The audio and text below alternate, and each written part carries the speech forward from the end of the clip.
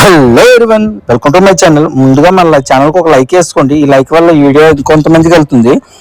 మనమైతే ఇప్పుడు Mudumalai tiger reserve దగ్గర ఎంట్రీ అవుతున్నాం అనమాట. ఇది ఊటీ నుండి మైసూర్ వెళ్ళే రోడ్లో ఉంటుంది. ఇది 7 PM వరకే ఈ రోడ్లు అయితే ఓపెన్ ఉంటాయి అనమాట. 7 PM తర్వాత ఈ రోడ్లు క్లోజ్ చేసేస్తారు. ఇక్కడ ఎందుకంటే వన్యప్రాణులు రోడ్ల మీదకి వచ్చేస్తాయని క్లోజ్ చేస్తారు అనమాట.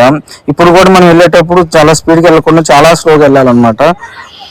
జాగ్రత్త చూసుకొని వెళ్ళాలంట. అప్పుడప్పుడు మనం రీల్స్ లో చూస్తూ ఉంటాం కదా, జంతువులు ఏనుగులు గట్ట పాములు రోడ్ల మీదకి వచ్చేయడమా, అది ఇది ఇక్కడే అనమాట. బందిపుర నేషనల్ పార్క్. ఇక్కడ జాగ్రత్తగా డ్రైవ్ చేయాలన్నమాట. అప్పుడప్పుడు చాలా జంతువులు వచ్చేస్తుంటాయి.